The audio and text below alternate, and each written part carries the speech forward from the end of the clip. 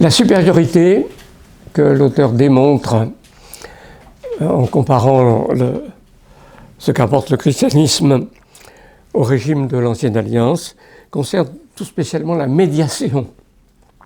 Le titre de médiateur est plusieurs fois utilisé aussi dans l'Épître. Et il s'agit donc du rapport établi entre Dieu et l'homme. Et le titre de médiateur est attribué à Jésus-Christ dans ces passages. Le déroulement de l'Épître me semble le développer. En tant que médiateur, Jésus-Christ est supérieur à tous les médiateurs envisagés dans le judaïsme. Première supériorité, celle de Jésus-Christ, médiateur, par rapport aux anges. Là, c'est le thème des 2 premiers chapitres. Il est supérieur aux anges en tant que fils de Dieu, et Dieu même, et il est supérieur aux anges en tant qu'homme qui accomplit pleinement la vocation humaine. Voilà le schéma qui gouverne, si je le lis bien, les 2 premiers chapitres. Alors nous allons y revenir, donc je ne développe pas longuement maintenant, mais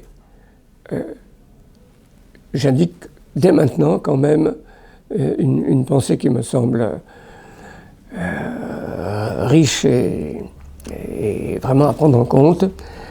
Si je lis bien cette intention de l'auteur dans sa démonstration, il a la notion d'incarnation des 2 natures parfaitement unies du Christ, Dieu et homme, clairement à l'esprit. S'il développe sa démonstration à partir de la supériorité que le Fils possède comme Dieu et comme homme par rapport aux anges, c'est qu'il a parfaitement intériorisé, thématisé la notion d'incarnation. Alors que vous avez des tas de théologiens qui vous prétendront que l'idée des 2 natures n'est pas présente dans le Nouveau Testament. Je crois que c'est faux pour Paul et que c'est faux pour Jean aussi, dans son prologue, etc., que nous avons des indices qui nous montrent qu'il y a une réflexion déjà sur la dualité des natures. Mais en ce qui concerne l'auteur aux Hébreux, vraiment, c'est structurellement décisif. La notion d'incarnation est en cause. Alors, il y a la dualité des natures et même le fait que le Fils, qui est Dieu, ait assumé la nature humaine, la chair et le sang, comme ils sont évoqués par cette expression donc, au chapitre 2. Voilà. Donc, ça c'est la première étape de la démonstration. Deuxième étape, là c'est un tout petit peu moins distinct, c'est la supériorité par rapport à Moïse et assez vite Josué. Et il me semble qu'il y a une transition douce, sans coupure nette entre ce qui concerne plutôt Moïse et ce qui concerne plutôt Josué. C'est l'Exode et le débouché de l'Exode sur l'installation en Canaan qui sont en cause à partir du chapitre 3. Alors ça commence par Moïse tout seul, et puis avec le passage qui concerne donc la nécessité de la foi qui a manqué aux Israélites punis dans le désert, vous avez une transition vers le thème du repos, à partir de la citation du psaume, ils n'entreront pas dans mon repos. Et comme ce n'est pas Moïse qui a apporté le repos de l'installation en Canaan, on passe de Moïse à Josué.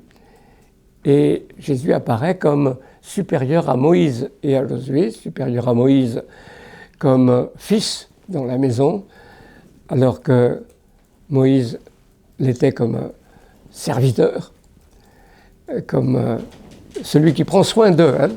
C'est le mot qui a donné thérapie en français. Comme celui qui soignait les affaires de Dieu dans la maison, mais un serviteur. Alors que Jésus, lui, l'est comme fils, souligne le passage.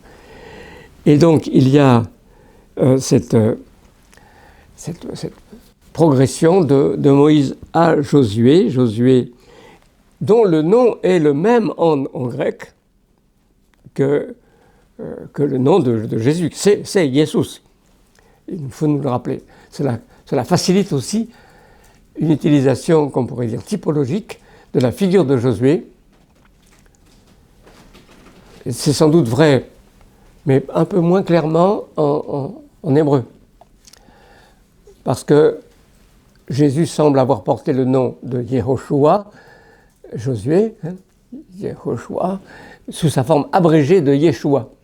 C'est une abréviation courante qui se donnait comme nom assez fréquent au 1er siècle parmi les Juifs de Palestine. Alors c'est le même nom, mais voilà, avec une forme un peu abrégée. Si on passe au grec, la transcription a été Jesus, aussi bien dans l'Ancien Testament pour Josué que dans le Nouveau Testament pour notre Seigneur. Et ça facilite les choses. Alors il y a tout un effort de démonstration assez alambiqué, ça c'est pas très facile, que l'auteur déploie au chapitre 4 pour montrer que le repos dont il est question dans le psaume est un repos encore futur, au moins pour l'auteur du psaume. Là, cela ne ressort peut-être pas à nos yeux si évidemment du psaume, de la façon du psaume. Ce n'est pas le repos de Dieu du 7e jour, parce que ses œuvres sont achevées depuis la fondation du monde. Ce n'est pas non plus le repos que Josué a procuré en conduisant Israël en Canaan. Le psaume, selon l'auteur, présuppose, dans sa manière de parler, puisqu'il exhorte de ne pas s'endurer le cœur, etc., un repos qui est encore futur à ce moment-là. Et c'est le repos qui advient en Jésus. Avec une dualité de nouveau relativement complexe. Beaucoup de commentateurs, en tout cas, sont de cet avis. Moi, je ne tranche peut-être pas tout à fait, mais le repos plénier que nous acquiert Jésus-Christ, c'est le repos eschatologique. C'est le repos au-delà des frontières de cette vie. Mais il s'agit pour nous de nous empresser de faire diligence pour entrer dans le repos. Donc il y a déjà une entrée dans le repos dès le temps de notre vie humaine. Je pense que c'est le schéma, mais il ne le dit pas l'auteur, clairement, que c'est le schéma des arts ou prémices. Nous goûtons dans la vie chrétienne les arts ou les prémices. Et je pense en tout cas que l'auteur rejoint la doctrine de la justification par la foi, sans les œuvres, dans cette section. Celui qui trouve ce repos en Dieu se repose de ses œuvres, comme Dieu s'est reposé des siennes. Cette libération par rapport à la contrainte des œuvres me semble être là un élément de contact paulinien, si on veut. C'est bien que l'auteur parle beaucoup plus de sanctification que de justification dans l'ensemble de l'épître. C'est un contact avec le thème paulinien de la justification par la foi sans les œuvres. Et avec ce paradoxe qu'il s'agit de faire diligence pour entrer dans le repos. Faire diligence, c'est faire des efforts. Et donc, nous avons... Mais c'est vraiment le paradoxe de la vie chrétienne, qui procède à la fois de l'abandon de toute dépendance des œuvres pour être agréé de Dieu, et qui, pour plaire à Dieu, ne manque pas de se manifester par un zèle producteur d'œuvres. C'est un paradoxe qui a été souvent très très mal géré dans l'histoire. Et là, il me semble qu'on le retrouve dans l'expression propre de l'Épître aux Hébreux. Et cela correspond encore, me semble-t-il, c'est de nouveau un élément, à l'antitype du repos sabbatique tel que la loi de Moïse l'ordonnait. Pour déclarer les chrétiens libres d'une obéissance stricte au commandement du sabbat, je pense que le texte le plus fort, c'est celui de l'Épître aux Colossiens, qui nous dit que les sabbats, c'était l'ombre des choses à venir, et clairement, de telle sorte que nous ne sommes plus astreints à cette ordonnance qui était de la loi de Moïse. Mais l'auteur aux Hébreux nous donne en quelque sorte un aperçu théologique supplémentaire. C'était un type, ombre des choses à venir, comme dit l'apôtre Paul dans Colossiens, c'était un type, et l'antitype alors, c'est le repos de la foi, de celui qui se repose de ses œuvres, parce que pour être agréé de Dieu, ce n'est plus le fondement sur lequel il devrait s'appuyer. Voilà, voilà ce qui me semble le thème, mais vous voyez, c'est assez complexe hein, dans ce chapitre 4. Et, ayant développé ce point, l'auteur passe à la partie centrale, vraiment à l'élément le plus substantiel de toute l'épître, la supériorité de Jésus médiateur comme grand prêtre. Supériorité par rapport à Aaron. C'est le gros morceau qui s'étend à partir du chapitre 5, ou même déjà du chapitre 4, et qui va avoir plusieurs aspects différents, parce que il y a l'aspect du grand prêtre lui-même, mais aussi du sacrifice qu'il offre, du rituel dont il est le personnage principal, et chaque fois la supériorité de ce qui se passe par Jésus va être mise en valeur par rapport aux données de l'Ancien Testament.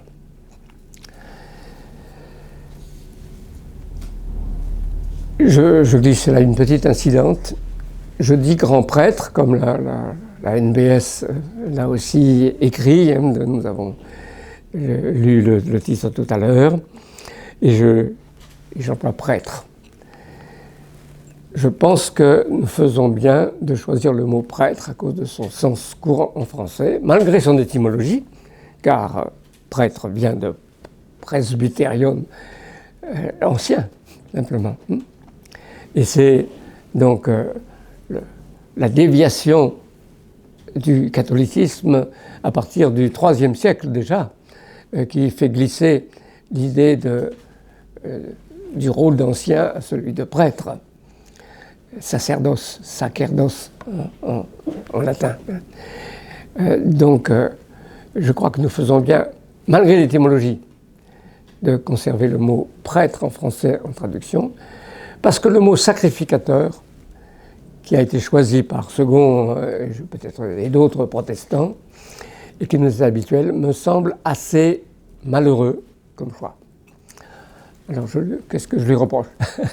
Je lui reproche premièrement, de n'être pas un mot courant en français pour le sacerdoce. Ça appartient au pato de canon protestant. Hein. Mais parler de sacrificateur pour les prêtres de l'Ancien Testament, par exemple, vraiment, ça ne correspond pas à l'usage du français. Deuxièmement, ce n'est pas une traduction du tout littérale des termes de l'Ancien et du Nouveau Testament, et de l'Ancien en particulier. Kohen, ça ne signifie pas sacrificateur. Ça n'a aucun rapport avec l'activité de sacrifice. Ça vient probablement de la même racine que le verbe koun, préparer, un verbe qui a beaucoup de sens, mais qui ne signifie pas spécialement sacrifier. Le Kohen, si on cherchait la meilleure équivalence française par rapport à son étymologie et son usage, ce serait officiants ou des servants.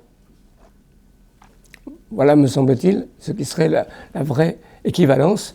Donc, l'usage du mot sacrificateur en français ne correspond pas. Et en ce qui concerne le terme grec, hieros, non plus, c'est l'homme du sacré. Hieros, c'est le sacré. Hieros, le prêtre, l'homme du sacré, comme dans le mot sacerdos en latin, qui vient de sacer, le sacré. Donc, par rapport à l'étymologie des termes bibliques, sacrificateur comporte un décalage très important. Et puis, troisièmement, là c'est plus une question de fond, en traduisant sacrificateur, on suggère que c'est la seule activité du prêtre de l'Ancien Testament. Or, nous devons nous rendre compte que le prêtre avait peut-être d'abord une mission, en tout cas aussi une mission d'enseignement. Il enseigne la Torah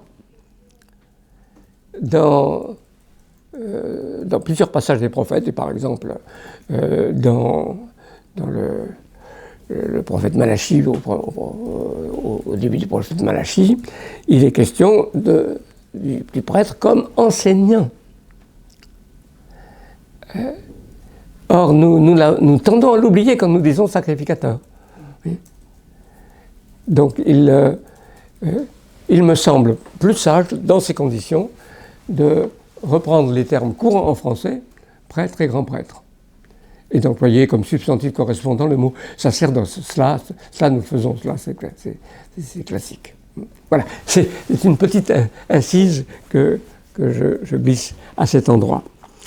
Alors, nous avons d'abord l'affirmation que Jésus est grand prêtre, institué par Dieu, selon le psaume 110, car le psaume 110, c'est la pièce maîtresse de toutes les démonstrations de l'auteur aux Hébreux. C'est le psaume qu'il cite le plus, qui est d'ailleurs le psaume le plus cité dans tout le Nouveau Testament.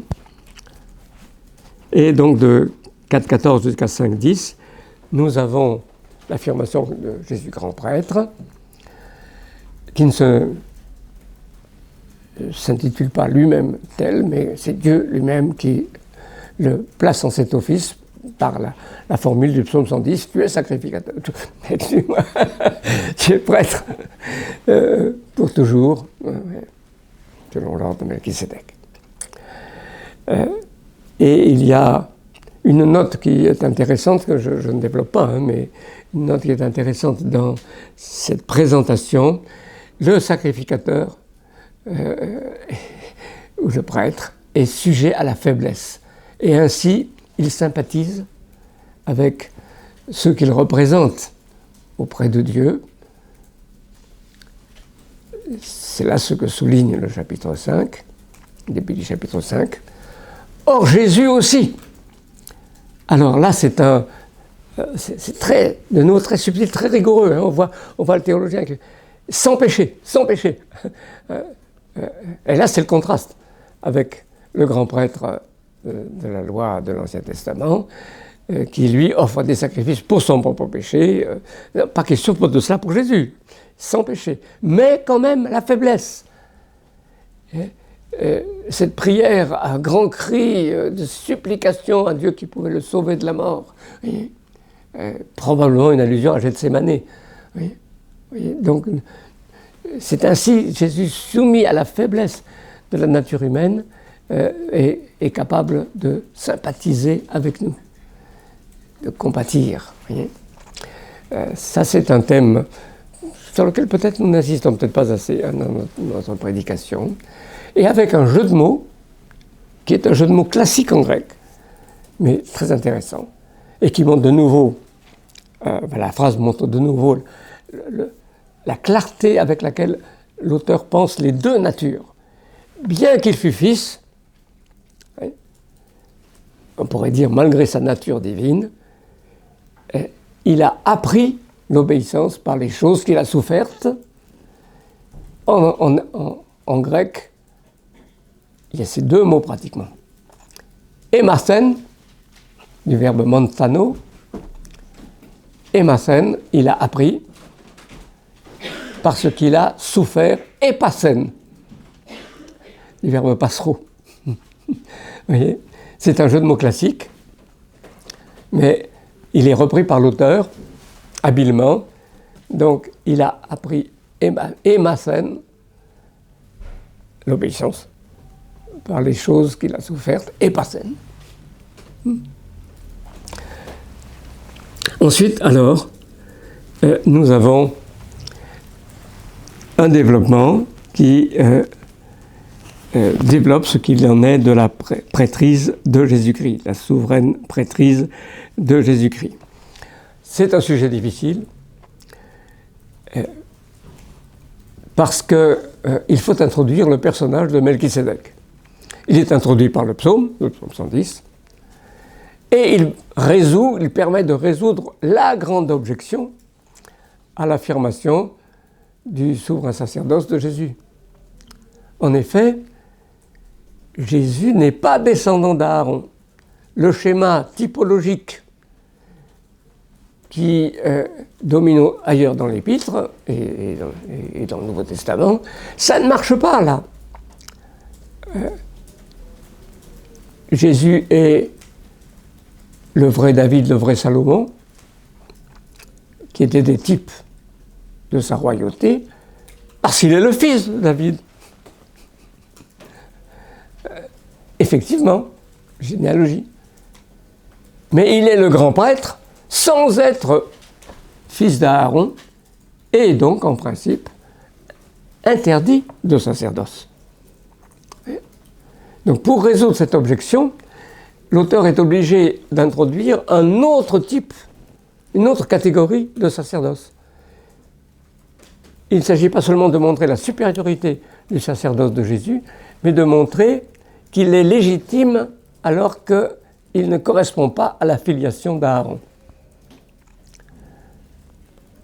Alors il y a d'ailleurs peut-être à cet égard aussi un élément qui joue, mais ça il ne l'exprime pas. Les grands prêtres du 1er siècle ne sont plus des descendants d'Aaron, ne sont plus des légitimes. Alors, ils sont bien des Lévites, hein, ils sont bien, mais par rapport à la règle qui a été fixée dans Ézéchiel, ils ne sont pas des descendants de Sadoc. Les Maccabéens, c'était de simples prêtres, ce n'était pas la famille du grand prêtre. Et ils ont usurpé le sacerdoce. C'est pour ça d'ailleurs que, semble-t-il, un certain nombre de rigoristes se sont séparés, sont allés au désert de Juda et ont fondé la communauté de Qumran.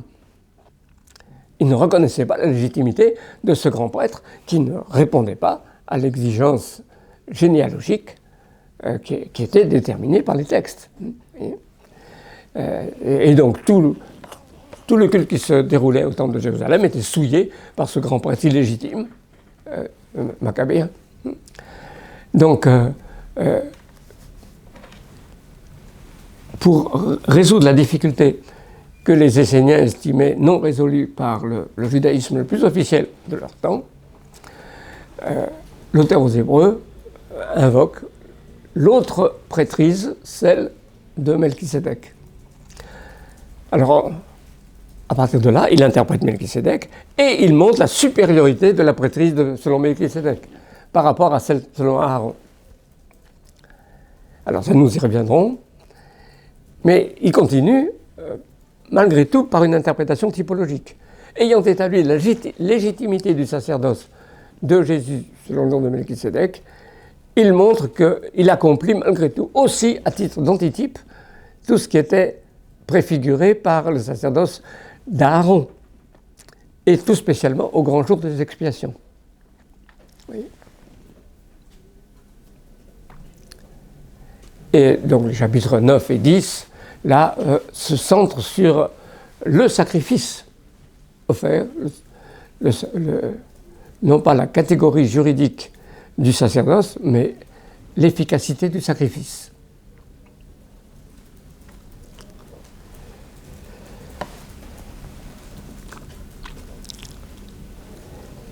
Alors de cela, nous n'avons pas le temps de parler longuement. Je signale 2 ou 3 petites difficultés, mais je regarde l'heure quand même. Oui, oui. Bon, je prends quand même 5 minutes pour le faire. Au chapitre 9, verset 4, il est question du mobilier du tabernacle. Alors peut-être à cause de cette difficulté machabéenne, on ne sait, c'est au tabernacle au désert que se réfère, plutôt qu'au temple qui avait été agrandi par Hérode, que se réfère l'auteur. Au chapitre 9, verset 4, l'autel des parfums est associé au lieu très saint.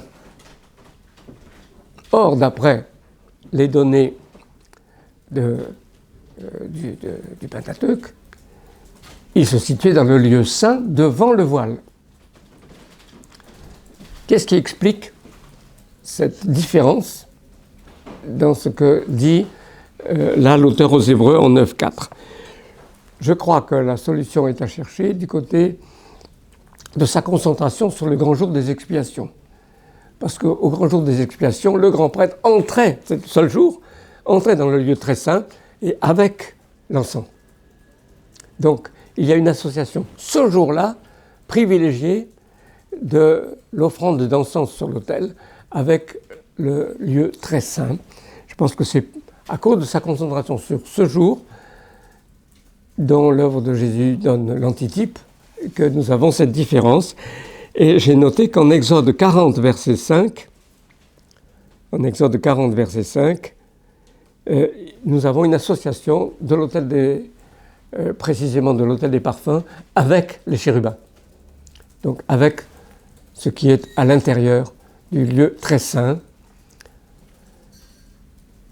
Il y a peut-être aussi l'idée que précisément maintenant, par le Christ, le voile qui sépare est déchiré.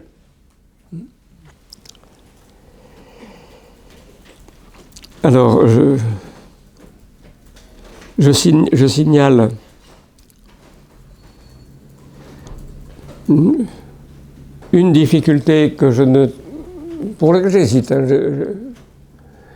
Au chapitre 9, verset 16 et suivant, l'auteur semble employer, c'est comme ça qu'on le lit généralement, le mot diatheke, qui est le mot habituel pour alliance, dans le sens qu'il avait couramment, pour les Grecs, de testament.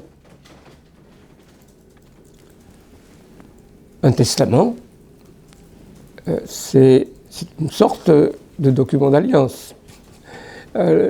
Celui qui va mourir et ses héritiers, c'est un document de valeur juridique qui règle leur alliance, la manière dont les choses vont se passer entre eux, avec donations et obligations qui sont associées, etc. C'est pour cela que le mot diatheke, qui signifiait testament, a été repris pour la traduction de Berit, de l'hébreu Berit dans la Septante pour l'Alliance. Est-ce que le mot... Alors, il semble que l'auteur aux Hébreux fasse référence plus spécialement à ce sens de testament quand il dit qu'une diatheke n'est valable qu'avec la mort de celui qui l'a rédigé. Mais l'interprétation est difficile. Alors, est-ce que c'est jouer sur les mots? Est-ce que ça s'applique vraiment à l'Alliance? Oui, on peut en débattre. Et je signale que M. Sylvain Romerovski, que vous connaissez, qui s'est argumenté de manière serrée à partir des textes, plaide pour le sens ordinaire d'alliance. Là aussi, non, il pense que l'idée d'un testament qui est valide dans le cas de la mort, ce n'est pas ce que l'auteur a en vue. Alors, je vous le signale, il ne me convainc pas entièrement, mais en même temps, je respecte les pouvoirs d'argumentation de mon collègue et ancien étudiant aussi, ami, Sylvain Romerovski. Voilà. Donc, c'est une difficulté dans ce passage. Au chapitre 10, verset 5 et suivant, vous avez un usage du psaume 40 qui est très très intéressant à étudier. Si vous avez des questions à poser à ce propos, je serai prêt à répondre. il m'est arrivé de prêcher aussi sur ce texte. C'est un texte que j'aime beaucoup, mais là je passe à cause du temps qui nous manquerait. Et je mentionne simplement ce que nous trouvons dans la suite de l'épître, des exhortations, principalement des exhortations à la persévérance dans la foi, avec l'opposition des deux destinées de ceux qui persévèrent dans leur adhésion à la vérité du Christ, et ceux qui lâchent, ceux qui se dérobent, avec citation d'Habakkuk 2, très intéressante, sur laquelle nous pourrons aussi revenir si vous le souhaitez, parce que je n'ai pas prévu d'en faire de commentaires dans mon schéma. Et puis alors là, il y a le chapitre 11 avec la grande galerie des hommes et des femmes de foi. La course à la suite de Jésus au chapitre 12 et un condensé de la typologie de l'épître, de l'interprétation typologique qui est vraiment remarquable de densité, de force. C'est un passage magnifique en 12, 18 à 29. Le contraste entre les deux montagnes, la montagne du Sinaï, caractéristique du système mosaïque, et la montagne de la Jérusalem céleste, de laquelle nous nous sommes approchés par la foi, avec plusieurs éléments qui sont repris là typologiquement, et l'affirmation du royaume inébranlable qui nous est donné. Le chapitre 13, ajoutant, c'est un chapitre un peu d'appendice, des directives supplémentaires, plus ou moins particulières, et pour au moins l'une d'entre elles, nous aurons le temps de considérer ce que dit l'auteur.